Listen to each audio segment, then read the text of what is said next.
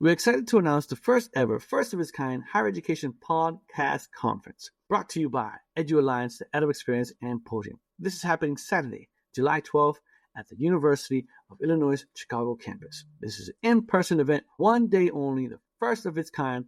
This is for people working in and around higher education who are interested in starting a podcast, who may have a podcast, want to learn more about podcasting. So if you want to be there, please go to higheredpodcon.com. That's higheredpodcon.com to learn how you can get your early bird registration, see who the keynote will be, and how you can submit proposals to be a part of this amazing inaugural conference. So that, again, go to higheredpodcon.com to learn more. Do you want to get invites to special events?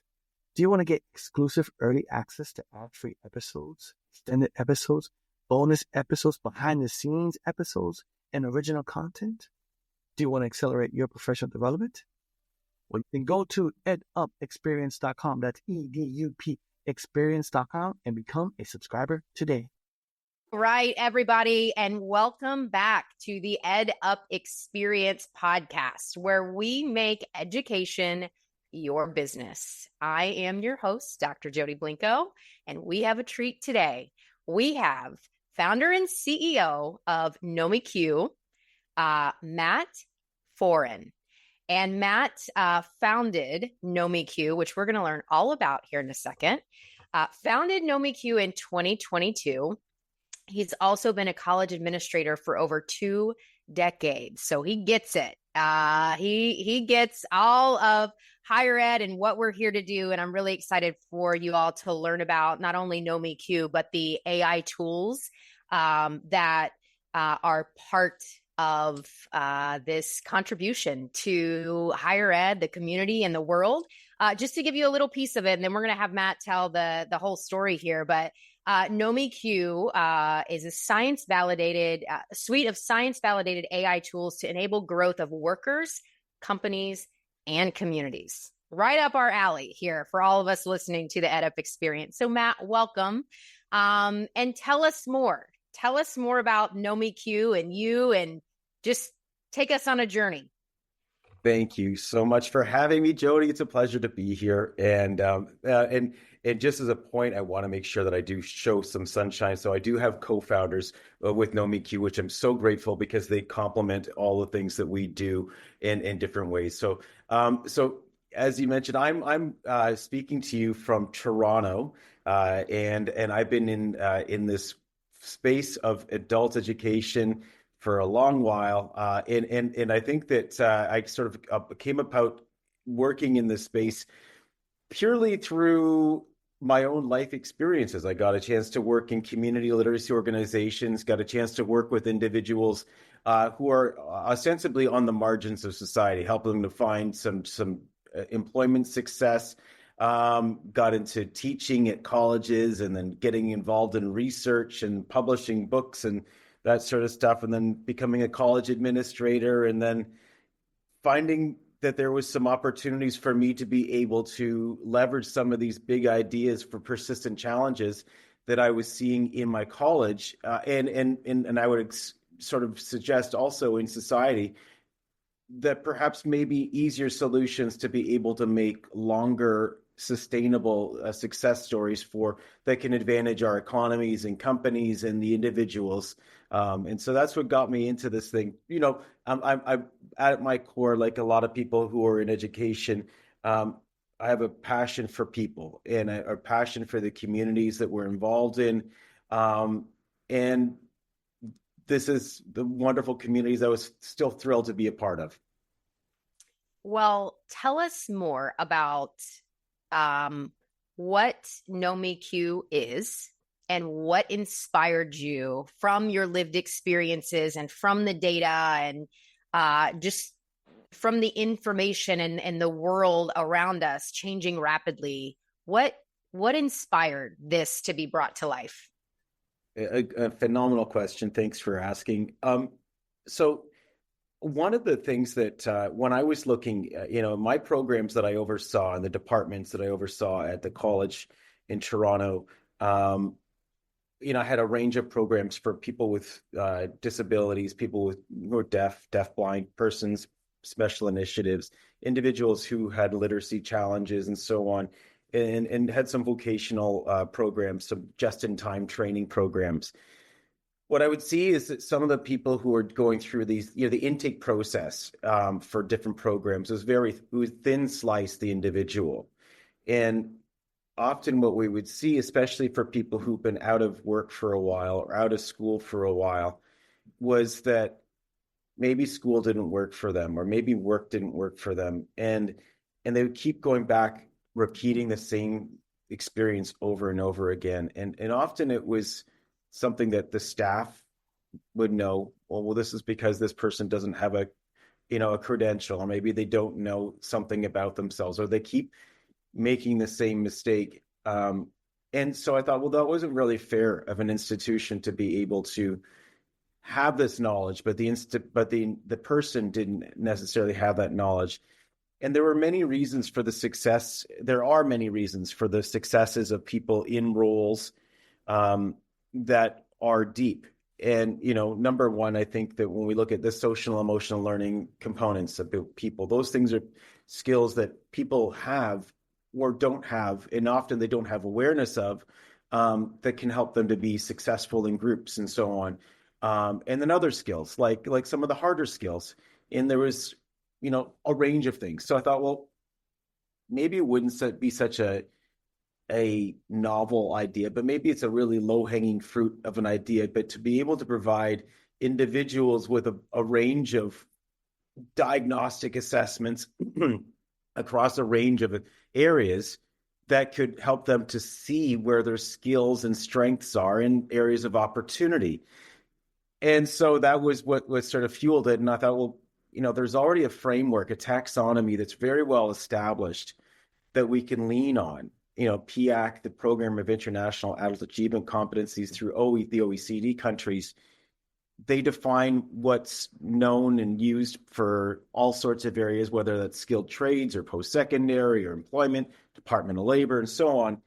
Why don't we lean on some of those things and those frameworks? And as we started to sort of paint the brush of what this looks like, it's, well, what kind of a name could this company be? Thinking about this intrepid journey for people. And I thought, well, what's the most important skill that you could ever give to somebody? If you were to give to your son or daughter the gift of something, I think it would be to know themselves. Mm-hmm. And so when you look at that, there's the Delphic maxim of know thyself. And I think that that's a pretty important thing. And so when you start this, whether you're a person who's going back to school, or you're looking to make a pivot to go into school, or to find a new job, or go into a post-secondary program, wouldn't it be helpful for you to know where your skills are across a range of competency areas, so that you can see where your skills naturally are, and then maybe see on a continuum where other people in that pursuit are? And so that's where the name KnowMeQ really came in from. And it's kind of corny, I guess, but it's, we sort of say, there's IQ and then there's EQ, and then our companies come up with AQ, the adaptability quotient as well, which is an important measure as well. But to know yourself, that Q, to know me, is an important Q. And that's what we say is the KnowMeQ, is the know me yourself. Yeah. The words that I saw from your bio, of all the Qs in the world, IQ, EQ, the most important Q is knowing oneself. It's just so well said. Thank you. It is corny, but it is true. It's true. Yeah. Yeah. Well, I know when we were talking briefly before we hit record, you were sharing in particular for this audience. One of the tools is called Archie CPL. So that's Archie, correct. Which is the AI credit for prior learning tool. So tell us about Archie. Oh, great. Well, I'll be honest, Jody, the name Archie came from my now late dog. That was his name. But Aww. If you were to spell it out, of course, there's A and I in the name, but there's recognition for career and higher education as well. So it just happened to be sort of happenstance or destiny, I guess. So one of the things that, as a college administrator, and I was sitting in the access area at my college. And if you're familiar with the access areas, sort of becomes whenever the contact center would have questions about someone or something and they don't have an answer to, they'll send them up to the access center because maybe we'll be able to give them the people bus tickets or something else, or an ear to listen to. Yeah. So from time to time, I would get individuals who were just with inquiries that was just completely outside of my domain.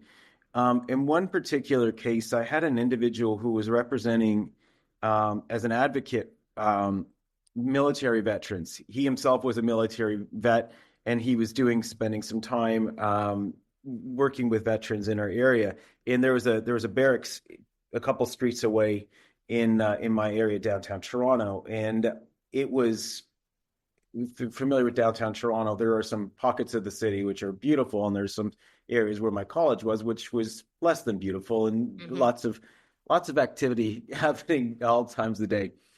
And so these individuals are trying to get credit for prior learning for their previous experience in Afghanistan. And unfortunately, three of the individuals had been stationed or had temporary housing at the barracks, and 3 of them were, that time had run up. And so they were on the street. And in this neighborhood, the devil plays with idle hands. And individuals, all of our military veterans have an education and training fund that they can access if they can get accepted into a college. They can get housing allowances. They can get all sorts of great, healthcare and so on, and tuition paid for. Unfortunately, the staff person at the college couldn't articulate for those individuals an alignment between their experiences in the service with the college credits to be able to give them credits. So the advocate who came up to my office was broken. He was a broken person. He had 6 guys in the hallway behind my office. He's saying, "What am I going to do? These guys are going to be, the 3 who were already on the streets already had bad habits at that point." And trying to figure out how to get them into other supports was also a next challenge for the individual. So I thought, this stayed with me for a long time. Unfortunately, I don't know what happened with these individuals. I've tried remaining in touch with them, but that was a broken telephone. Yeah. But the challenge of credit for prior learning stayed with me as for many years afterwards, to the point where, when we were getting KnowMeQ going, and it's launched as a company that with these skills assessments, and working with manufacturers in across the country, we started to pave the way for this credit for prior learning idea, thinking, well, if that taxonomy that we talked about that informs our skills assessment was so valuable, maybe we can align that to skills, to course learning outcomes as well. And sure enough, you can. So our company came up with this. We started working with the Vector Institute for AI, which is a group in Canada, which is chaired by Geoffrey Hinton, who is the godfather of AI. He was the guy that some of these guys like Ilias Askaya and Sam Altman, those guys sort of studied under at the University of Toronto. Very, very influential person, won a Nobel Prize and so on. So we built out this framework for Archie, and built out this AI for it, which essentially rapidly takes the individual's experiences, whether they're a military veteran or they're a person who's mid-career shifting and they're looking to be able to go back to school. So instead of going through a process of a portfolio review, which is, very laborious, disadvantages against so many different people, or doing a one-by-one course analysis, this person essentially the individual can put their resume in our system. Our resumes get parsed, can align to course learning outcomes, and then provides evidence for hundreds of pieces of data against course learning outcomes, and it just says what the confidence level is for the staff person to make a credit decision on the fly, or in some institution can say, okay, great, you can make a credit decision on the fly. So what this does is it helps to accelerate the opportunities for individuals to go back to school, to earn credits. And so much research is underpinning this to say that the more credits that people get for credit for prior learning, the more likely they're going to convert as an applicant. The more likely they're also going to persist as a student and graduate. higher Absolutely. rates than traditional applicants. And this creates a new pathways also for industry to have lifelong learning opportunities for their staff to go back to school, to do things part-times, and to enable the whole concept of stackable credits as well. So, this is, we think, coming at a time when there's so much economic uncertainty. Jobs are being displaced by AI, global tensions happening, supply chain issues, tariffs potentially. All these different things are disrupting the economy. What's constant is that we need everybody working. We need everybody contributing. We want paved roads. We want to have people feeling fulfilled, because work creates purpose for so many people in addition to income. And so this keeps people in the game. And it's better to get people upskilling while they have a job and to have an opportunity for them to rapidly get back into work through our colleges than to be out of work and out of college and out of sorts. And so it's an economic imperative, and I think it's the right time for Archie to just go and blaze with so many colleges across every state. Matt, it's brilliant. Like so let me tell you how I'm processing this in my mind. And I'm wondering if folks listening to this might be thinking the same thing. So KnowMeQ is this skill-based assessment for the upskilling, knowing yourself, knowing really where that sense of purpose that you talked about. Where do I get joy? What am I good at? Where can I channel those efforts? And then Archie is the in my mind, I'm thinking of it as twofold, but you correct me if I'm wrong. So I see it absolutely, as you talked about, this almost tool of inspiration for the student where, they see the outcome of, I'm going to get 30 credits toward this degree. Wow, that's exciting. I can do this. You're tapping into, I often have found in the consulting space, there are 4 main concerns that students have: time, money, value, ability. So you're tapping into time, money, because you're lessening the length of time, the value, the return, especially if you combine the KnowMeQ with Archie, and then the ability. Can I do this? Right. So you've got Archie's working to solve that problem, but the insane brilliance of this, of what you're solving from an institution perspective. I see it so often where prior learning, quote unquote, exists, but it really doesn't, because of, as you said this, the laborious process of, for the student and the institution, their portfolio process, the analysis of that. And not that I could be wrong, it sounds to me like if it doesn't take that away, it at least simplifies that across the board. And, the comparison of, you took this course or you did this certification, that equates to, that's a huge reason where I see on my side in working with institutions, prior learning would be great if we could figure it out. But, that's for another day. We just don't have that kind of time. Yeah. Well, it's exactly right. And we like to demonstrate that we have turned this revenue, or a very resource intensive area, into a revenue generating area. Yes. Where Archie can make thousands of recommendations for credits in a day. Wow. You're taking away all, and it creates a huge funnel. Imagine if you're an institution that has a dozen really, really great employer relationships, and you're having an enrollment issue, but that those, for every business, and this is what we know from the other side of our business, every single business in North America is having a tough time retaining their workers. They're having a tough time attracting new workers. The only thing that will keep workers often is to let the people know that they can get unglued from their role, because chances are those jobs today are going to have to be upskilled. People are going to have to upskill to new roles. Well, to retain those workers, you want to create an opportunity. You also want to know what skills they have. And maybe going back to school often is a way, whether that's even just a just-in-time program or maybe it's something that they can take a credit at a time or involve themselves in a program. Imagine you had 500 new applicants today to come, because that's what colleges can turn the lights on. Yeah. Archie can do that in itself. Make a list of all the people you're recommending. The staff member can still go and approve it and have interviews with people, but to do 500 application reviews, there's just not enough time in it in any one person's job. We've talked to colleges that take over a year to review, for someone to wait for a credit to be reviewed. What happened? What did you do last year that you're still waiting for results on?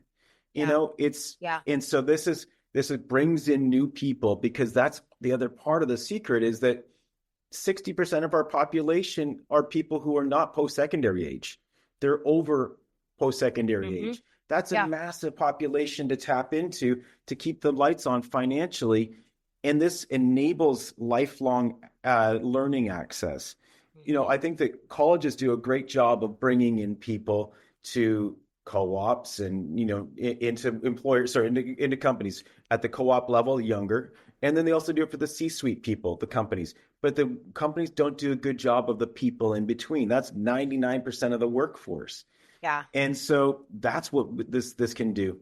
And so we're really proud of the work that Archie does. And it also helps for the staff members to be able to make an informed decision, provide evidence for each of the credit recommendations, because that's also a litigation challenge and I've sat on parts of on the other side of this when individuals contest, why was this decision made? And so they bring in administrators to say, well, let's review the evidence here.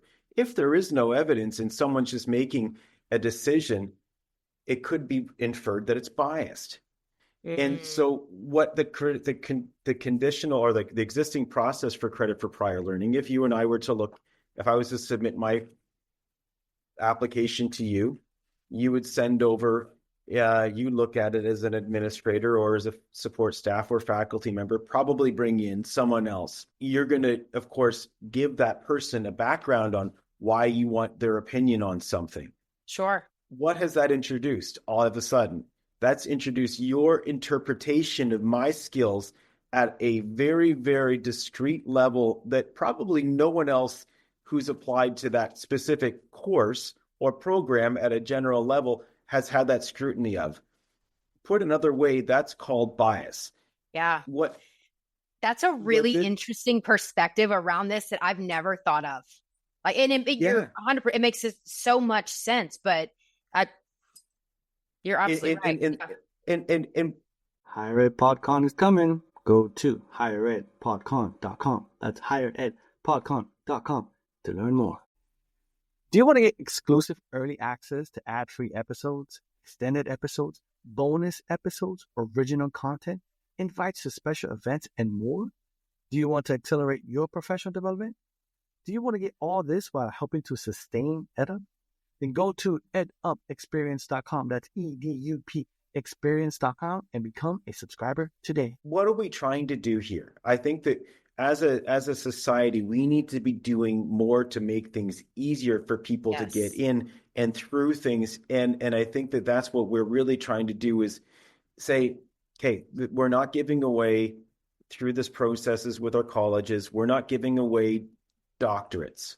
That's an involved process, and there's a reason why doctorates are so difficult to get, and so we are getting them in the door, and we're giving them, some credit for their experiences, because that's among the core mandates of every academic institution, is let's not make people duplicate the things that they already have skills or experiences in. And I think that a core challenge of this is that how do we make this an equitable experience for service members coming in as they transition to civilian life?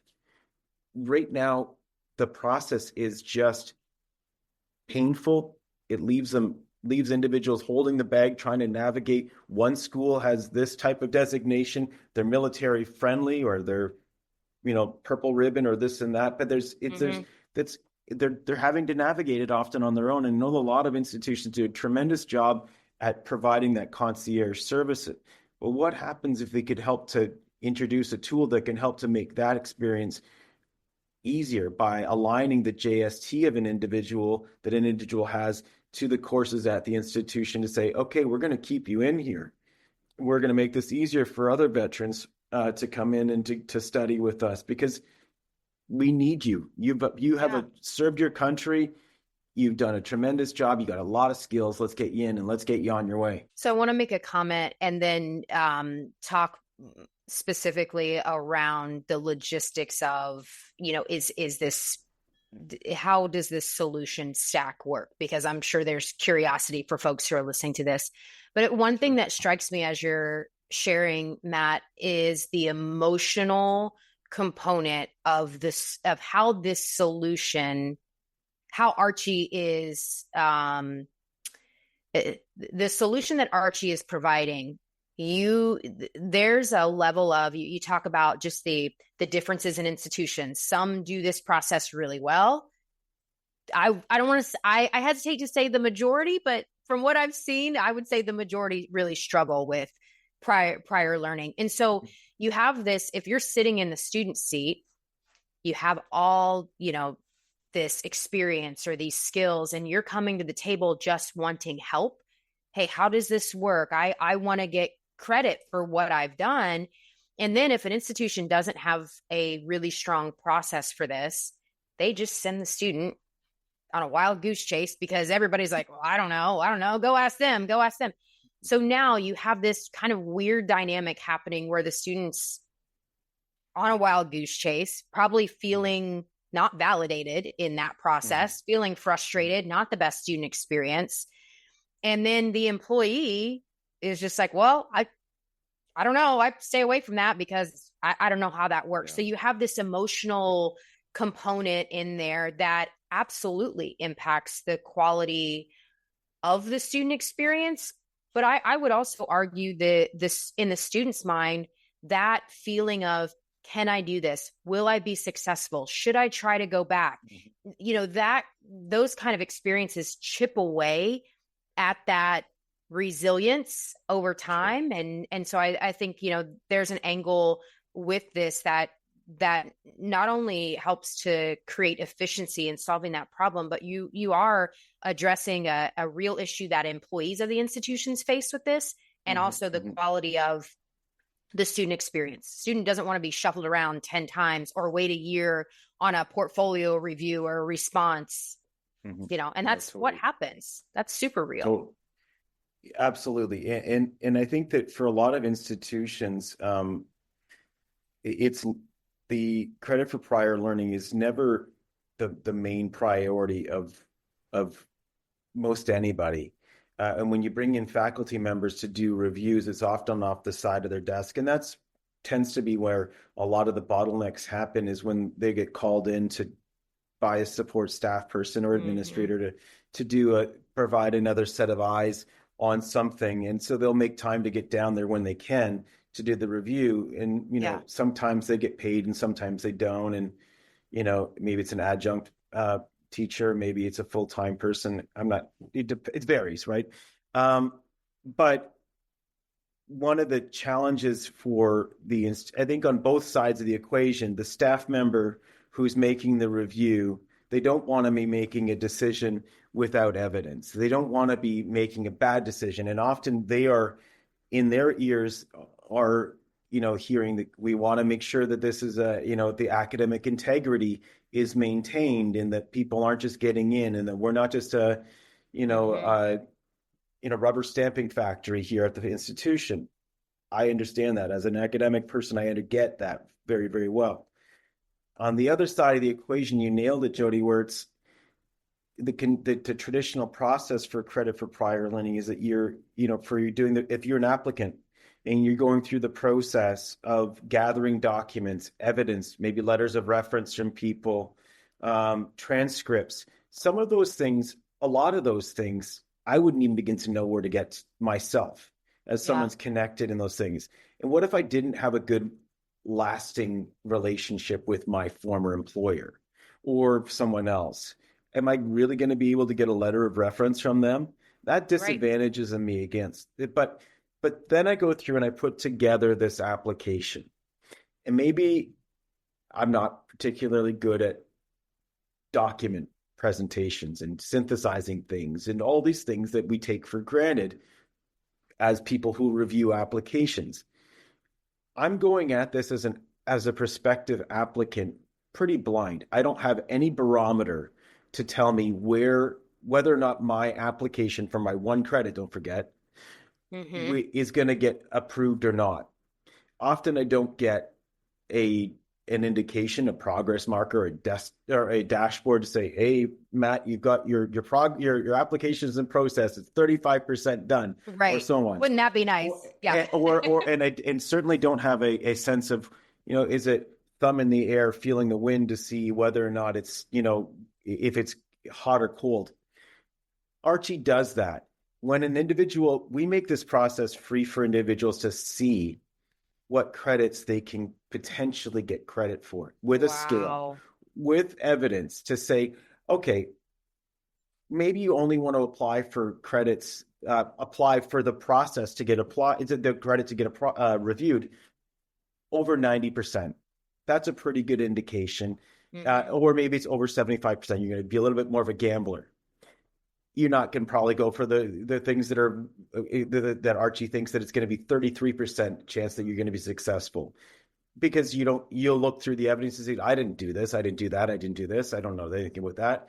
So you only pay for the credits to be reviewed for the ones that you want to get sent over to the administrator. This creates a warm handshake, an introduction of a new person to the institution. And when we integrate with things like a Lucian banner, that's what it can be. You can insulate that whole communication process as well.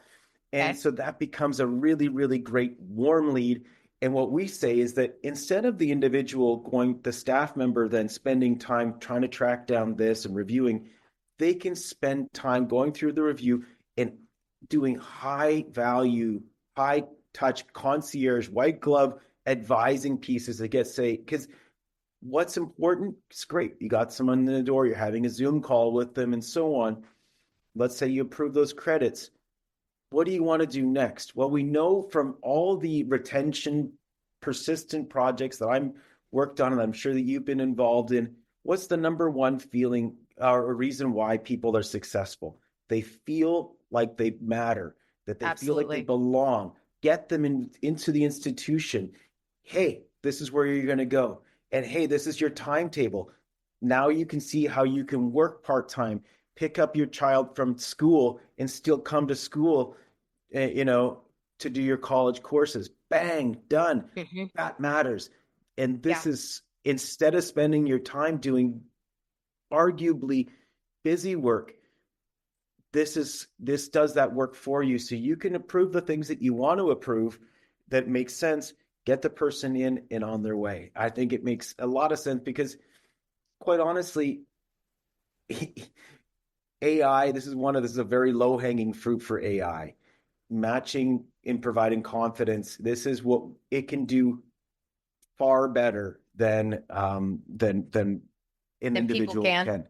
Yeah. And that's not a bad thing. We do things a lot better than machines ever will. But we're talking about looking at thousands of pieces of data, synthesizing those things. Can you do that in 4 seconds? No, but this platform can. And to have evidence that you can review, that is something that, and when we were speaking to Dr. Jeffrey Hinton about from the Vector Institute about our solution, I said, would you trust something? What's the minimum level that you would absolutely trust? He's like, well, 70% absolutely. 90% I'd buy the person a bottle of wine or something. He's like, that's, that it's true. And when you look at all of the evidence, because there's a lot of the other parts of this as an administrator is when you see course learning outcomes that are on syllabuses and stuff, some of those things aren't necessarily measured in the course themselves. But if the person is still demonstrating that they have experience with things, that's a good marker for them. And Yeah. again, my opinion is let's help people get in and on their way, because there's going to be plenty. Once they're in, there's plenty of other learning opportunities that they can have. But this is a new source of learners for institutions, and it's a massive, massive funnel that we can start tapping into for financial viability for institutions. Long term, this is an evergreen challenge that we've got right now.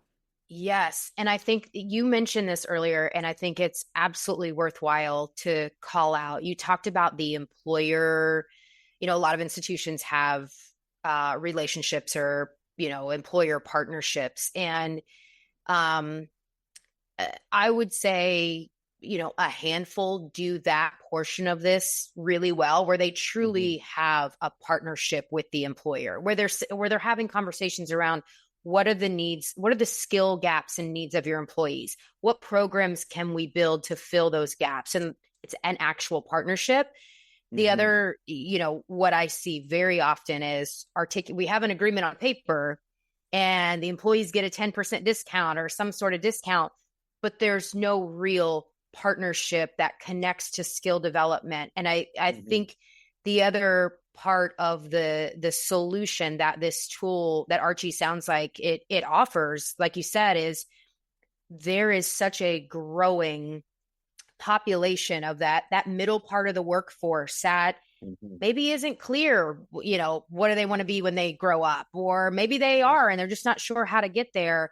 But having this tool, you said earlier, be a revenue generator and using it in that way is such a huge opportunity for institutions, because I think that's the other place institutions can struggle is historically, if they don't have a clear path with building those employer relationships, it does become, well, we have a tuition discount with, employer X or Y, and that's the extent of it. There really is no true development or partnership. And it sounds like, this can absolutely be not only a revenue generator for institutions, but also a solution in that way as well. So you mentioned that earlier on in the conversation. I wanted to call that out because that's, again, I see that as another struggle. So, Matt, can you share with us logistically, how does this work? Is this an integration for the institution that they purchase? Is it like, walk us through, how does it fit in? Absolutely. Great question. So from a mechanics perspective, what we we want to white label this for colleges. So for instance, the institution would keep it as a solution. We like to suggest putting it front and center. When you're looking at making information available to individuals, how do I apply, or about the college, or apply now or something, this should be one of those things in here. Because it can, there was a great podcast that the guys had from a couple of weeks ago with Matthew Lunam from LinkedIn, and talking about the number of options that individuals could look at when it goes down to 1, 2, or 3 different institutions. If your institutions make it easier for mature learners to come on to enroll through credit for prior learning, bang, and some institutions do a great job at that can separate yourself. So we we can white label this solution, so it's part of the ecosystem. From a tactical perspective, what we gather is a JSON file or a CSV that has just course information, course code, course name, course description, and then the course learning outcomes. It's a spreadsheet. We upload that to a private partition on our servers, and essentially that's for the courses that are available for credit for prior learning at the institution. And through that, let's say that people go to collegex.edu, they'll go on to it to say apply now using Archie credit for prior learning. They would drop their resume into the solution. It gets parsed, and they can upload any other certificates as well that they want, and then they'll be able to see what courses they could get. Okay. They pay a fee for each of the courses that they want to have reviewed. And most every college has an individual fee. We tend to come in cheaper per course to get reviewed. we do a revenue sharing with the institution. The colleges have an annual subscription, but what we do is KnowMeQ takes the first credit payment. The other payments go through and they get paid back to the institution. So if an individual applies for 5 credits, KnowMeQ gets the first credit payment and the other second to fifth go back. We pay that back to the institution so they can receive the money back from what they get every year. Sure. Yeah. Pretty interesting. When the individual goes through that paywall, they then get an email introduced to the college person. They then have that introduction. Now we have the opportunity to integrate with SIS like Banner, through Lucian or other CRM platforms, whatever the college wants, or if they want those things to be separate, they can do that as well.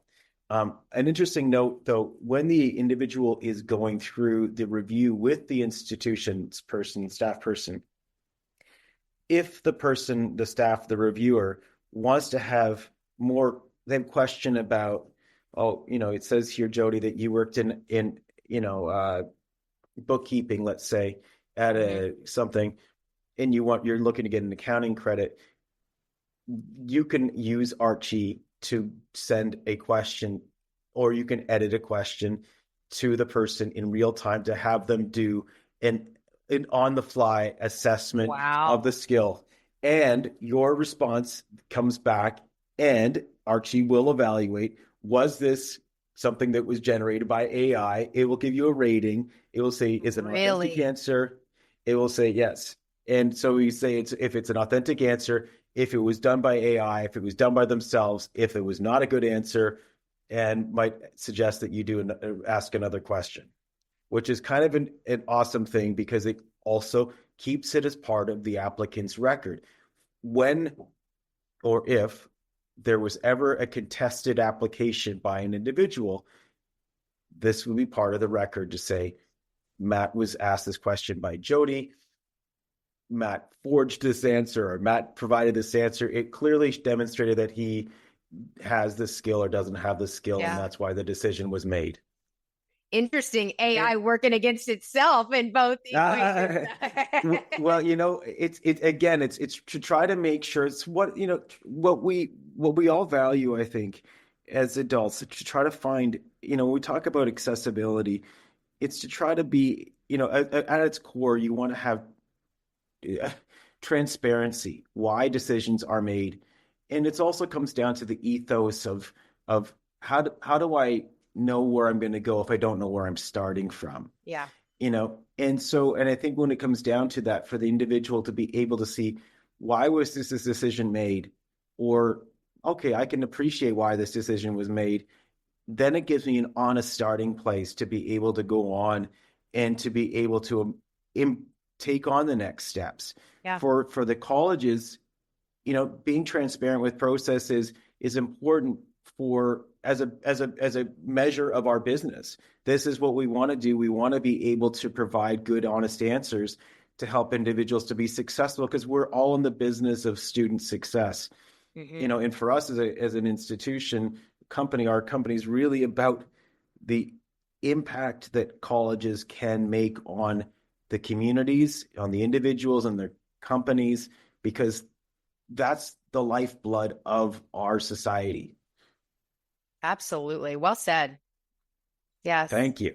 So, Matt, if I'm a decision maker in leadership at an institution and I don't currently have any of these tools and I'm curious to learn more, is my first step to go to the KnowMeQ website and schedule a demo or a consultation, or what is the first step? Email me. Let's get on a call. A lot of institutions have either let this process sort of become antiquated, or they haven't really prioritized it. And I think that the good news is that, much like the countries who didn't have the investment for telephone lines for over the last 70 years, all of a sudden they've adopted the cell phone generation. Now they're up to speed with everything. If you didn't have a process, that's totally fine. Mm-hmm. This is a great place to start. and Yep. we can adapt the existing processes to work with your workflow if you do have something, but certainly we'll take it. My name, MATT at KnowMeQ, KnowMeQ.com is a great place to start, and I can get you going, or you can go to KnowMeQ.com and schedule a call that way as well, or hello@KnowMeQ.com. We work fast. We want to understand how to support you the best way to integrate with your workflows. And I think that we can get colleges up and running really quick, and get turning over hundreds, thousands of new students into your system very quickly. Well, this podcast will likely air this week, which is perfect Lovely. timing, Matt, because everybody's wondering what can I do to make an impact on my fall numbers? And that's a question I hear often, especially this time of year. So I'm sure clients can appreciate just working quickly, working intentionally, and getting things up and running to take advantage of all of the marketing investments that they've made to bring prospects into their system. This solution sounds like it offers so many points of value as to how you can engage prospects intentionally throughout that enrollment funnel and that student journey, not just coming from a place of, hey, you want to come to our school? It's let's have you take a look at this. Let's see what we can do to help you genuinely accomplish what you're trying to accomplish. Absolutely. And I love how you say that. And this is truly, I think it's a complementary process for institutions to look at as part of their overall recruitment strategies. One institution that we are working with is making Archie available to every applicant. Wow. Brilliant. So it's a great idea. When there are fewer people, how can you grease the wheels just a little bit to reduce friction, to help people say, I'm dipping my toe. Oh, yes, I'll do it. Yeah. This is a good way. And we're very affordable. We like to say that we're a company built by educators for educators and our students. And so we're loving the opportunity to grow with the colleges we are with now, and to forge new priorities. In particular, I'm actively trying to work with the VA and colleges to support veterans as best we can. Mm-hmm. But certainly for non-traditional applicants, that includes anybody who's over 19, to get into colleges. Let's build a funnel together. Yeah. Matt, I'm inspired by this conversation. I was inspired coming into this conversation, but I see it so often, again, from the work that I do with institutions. You all have really done some good work with this tool. And I think it solves a lot of different problems for both audiences, both the student and the institution. And then you throw the employer in there, you've got multiple angles where you're genuinely solving a growing problem, or a problem that's been around for a while, I guess I should say. It's truly all about abundance and opportunities for everybody. The higher tides are going to rise the tides for every boat in the ocean. So I love that. Man, you need to copyright that. There you go. Well, one last question for you, Matt, and I didn't prep you for this one, so I'm sorry to put you on the spot. So I don't think you'll have any problems with it, but give us your overall, and this doesn't have to be related to Archie or education, but just overall life words of wisdom that you would share. It could be one word, it could be a sentence, it could be a phrase. What are your words of wisdom that you would pass along to inspire and encourage others? I would say eliminate some words from your vernacular when you're support, especially as it pertains to yourself, and supporting others as well. And those important words to reduce are try, if, and could. And I think if we embrace, when we embrace, not if, when we embrace other words in place of those things, it puts us in a place where we're committed to action and committed to deliver. And by the corollary of that is, of course, if you provide yourself with those other words, it gives you an escape route, which we need to be bold. We need to be doing. And it's making mistakes is absolutely normal. And that's how we learn and grow. So those are my words. Thank you. Remove if, couldn't, would. I love it. I love it. Matt, thank you again for your time today, for sharing the brilliant work that you and your team have offered into the world that is really, like you said, educators serving educators in its essence. So thank you all for listening. Yeah. Thank you all for being here with us on this episode of the EdUp Experience, where we make education your business. I'm your host, Dr. Jody Blinko. Our brilliant guest here today, co-founder of KnowMeQ, Matt Foran. And we hope that you all got as much value out of this discussion. I know I did. I'm sure you all did. And reach out again to Matt if you want to continue learning more. Matt@knowmeq.com. That's where you'll find Matt. So thank you again, everybody. Have a great day. You've just been EdUpped, and we will see you again soon. Did you buy your tickets yet? Higher Education's first podcast conference is coming July 12th. Go to higheredpodcon.com, higheredpodcon.com. Get your tickets. Do you want to accelerate your professional development? Do you want to get exclusive early access to ad-free episodes, extended episodes, bonus episodes, original content? That's right, original content, invites to special events, and more? Do you want to get all this while helping to sustain EdUp? Then go to edupexperience.com. That's EDUP experience.com and subscribe today.